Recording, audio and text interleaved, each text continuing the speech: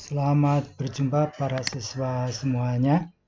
Baiklah, kami akan menyampaikan materi pelajaran tentang penyetaraan persamaan reaksi, reduksi, dan oksidasi.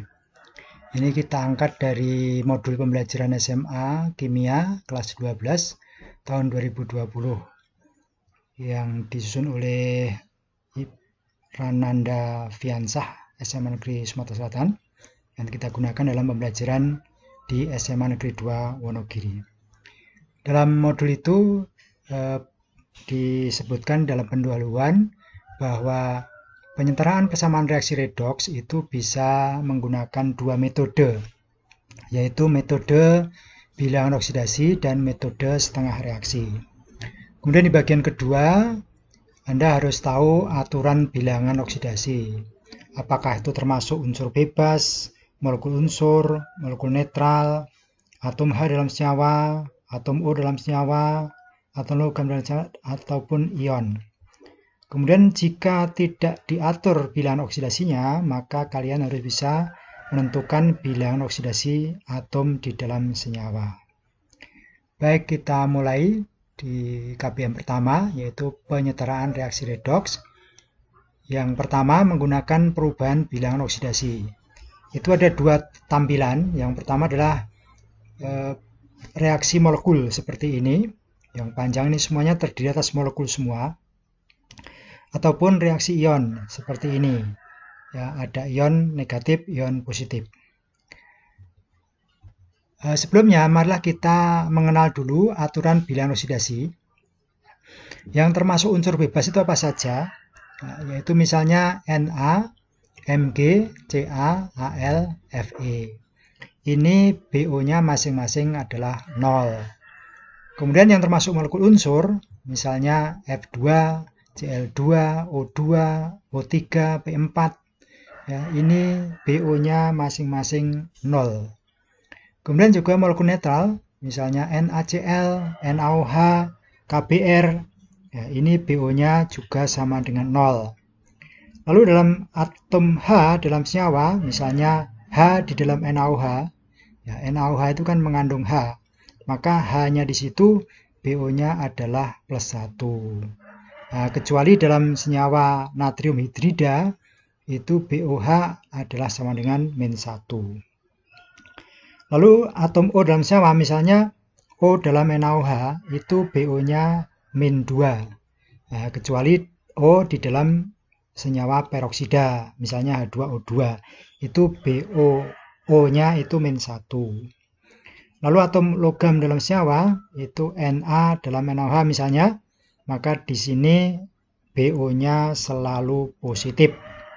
Sedangkan yang terakhir, yang merupakan ion, misalnya Na+, Mg2+, OH-, SO42-, itu masing-masing adalah Na plus itu +1, kemudian Mg2+ itu +2, lalu OH- itu -1, kemudian SO42- itu -2. Demikian aturan bilangan oksidasi yang harus kalian ketahui. Nah, jika tidak diatur di sini, maka kita harus bisa menentukan bilangan oksidasi atom di dalam senyawa. Misalnya ada pertanyaan, berapa BOMN dalam ion MnO4-? Maka kita harus uraikan dulu bahwa BO ion MnO4- itu sama dengan BOMN ditambah 4BOO.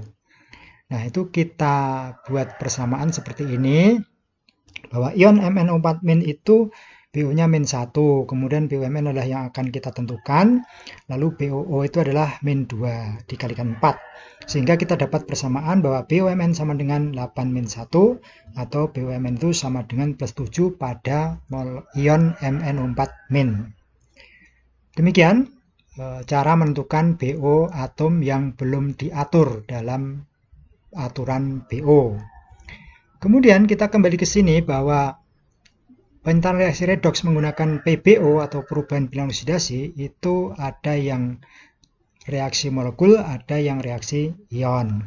Yang pertama akan kita sampaikan yang reaksi molekul seperti ini. Nah, ini harus kita tentukan dulu masing-masing bilangan oksidasinya. Ya, misalnya ini harus kita tahu adalah H itu selalu +1. Kemudian O itu selalu min 2. Nah, dimanapun ini min 2 karena bukan senyawa peroksida. Kemudian yang harus diketahui lagi dari aturan adalah K itu plus 1, kemudian Na itu plus 1. Sesuai dengan golongannya dalam SPU, golongan 1A. Lalu yang belum diketahui, BO-nya kita tentukan. Ya. Jadi Mn dalam KMNO4 itu BO-nya plus 7. Kemudian Mn di sini BO-nya plus 2. Karena MnSO4 itu kalau mau ion jadi Mn2 plus dan SO4 2 min. Maka Mn-nya plus 2. Lalu yang berubah lagi adalah S di sini. S dalam Na2SO4 itu BO-nya 4. Lalu S dalam Na2SO4 ya, itu BO-nya plus 6. Nah, kemudian kalau kita tulis kembali, maka terjadi perubahan dari KMNO4 menjadi MnSO4. Ya, itu terjadi penurunan 5 dari plus 7 menjadi plus 2. Sedangkan di S-nya dari Na2SO3 menjadi Na2SO4 itu terjadi oksidasi 2 poin. Dari 4 menjadi 6. Nah, dari sini kemudian yang terjadi reaksi 5 itu dikalikan 2, yang oksidasi 2 dikalikan 5. Biar sama perubahannya. Lalu kita tulis koefisiennya. Yang kali 2 itu diberi koefisien 2 di sini dan di sini. Ya. Kemudian yang kali 5 itu diberi 5 di sini dan di sini. Ya. Lalu kita hitung urutannya dengan rumus KHO. KHO itu singkatan dari kation, anion, hidrogen, oksigen. Kationnya yang ada di pertama adalah K. K-nya itu 2. Di sini K-nya 2. Di sini juga 2. Kemudian Na-nya di sini 5 kali 2, di sini 5 kali 2. Lalu Mn-nya di sini 2, ya, karena ada 2 koefisien di sini juga 2. Kemudian anionnya itu S, ya. S-nya itu di sini 5, di sini 1. Sehingga 5 dan 1 itu 6. Sedangkan S di sebelah kanan itu ini 2. Ya, ini 2, kemudian ini 5, ini 1. Nah, maka ini tidak sama. Nanti kita samakan dengan cara mengisi angka di sini 3. Ya, 3. Sehingga ini jadi S-nya 5 dan 3, 8. Di sebelah kanan juga 8. Berikutnya kita samakan hidrogennya. Ya, di kiri itu hidrogennya 3 kali 2. Di kanan itu baru 2. Sehingga di sini harus kita kasih angka 3 biar sama. 3 kali 2. Kemudian yang terakhir kita hitung oksigennya. Di kiri oksigennya ini 8, 4 kali 2. Ini 15, itu 5 kali 3. Kemudian ini 12, 3 kali 4. Jumlahnya 35. Sedangkan ini 2 kali 4. Kemudian ini 5 kali 4, 20. Ini 3, ini 4. Sehingga jumlahnya 35. Dengan demikian, maka setelah semuanya sama, itu bisa kita nyatakan bahwa reaksi ini setara. Demikian. Kemudian kalau reaksi ion seperti ini tampilannya, maka caranya sama. Ya, kita tentukan dulu ini ya, C-nya 2, ini kan tadinya 1 gitu. Maka di sini harus kita kasih angka 2 dulu. Nah, setelah itu baru kita tentukan BO-nya. Ini 7, ini 2, ya, sehingga terjadi reduksi 5 poin. Lalu yang ini 6. Nah, dari mana 6 itu? 6 itu diperoleh dari 4 kali min 2 itu min 8. Nah, hasilnya min 2 sehingga C2 itu plus 6.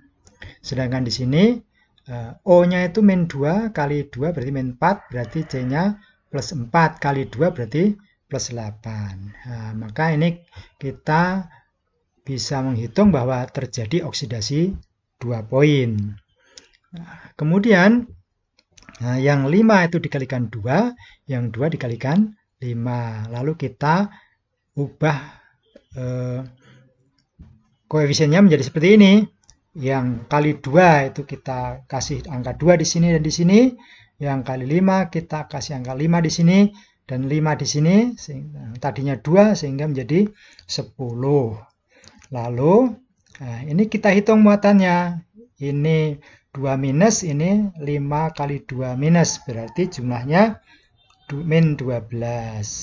Lalu yang sebelah sini hanya 2 kali 2 plus, sehingga ini 14.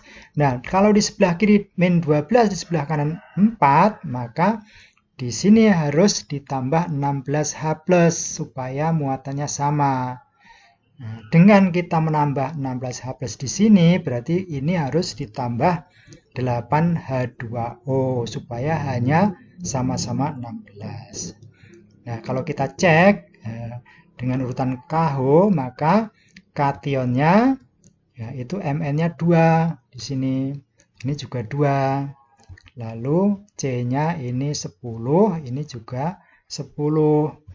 Yang hidrogennya ini 16, ini juga 8 kali 2 itu 16. Lalu yang terakhir oksigennya ini 2 kali 4, ini 5 kali 4. Nah, ini 10 kali 2, ini 8. Ini sama. 28. Demikian untuk reaksi ionnya. Berarti ini sudah setara. Baik para siswa, rangkuman dari pembelajaran kita kali ini yang pertama adalah reaksi redoks itu melibatkan perubahan BO pada reaksi reduksi dan oksidasi secara bersamaan. Lalu yang kedua, penyetaraan reaksi redoks dapat menggunakan metode perubahan bilangan oksidasi baik molekuler maupun ionik. Lalu yang ketiga, metode perubahan bilangan oksidasi berdasarkan prinsip jumlah elektron teroksidasi itu sama dengan jumlah elektron tereduksi. Lalu yang keempat, metode perubahan bilangan oksidasi molekuler mengikuti aturan kation, anion, hidrogen, dan oksigen. Sementara yang kelima, metode perubahan bilangan oksidasi ionik mengikuti suasana asam maupun basa. Baik para siswa, selanjutnya kalian bisa mengerjakan penugasan mandiri. Ya.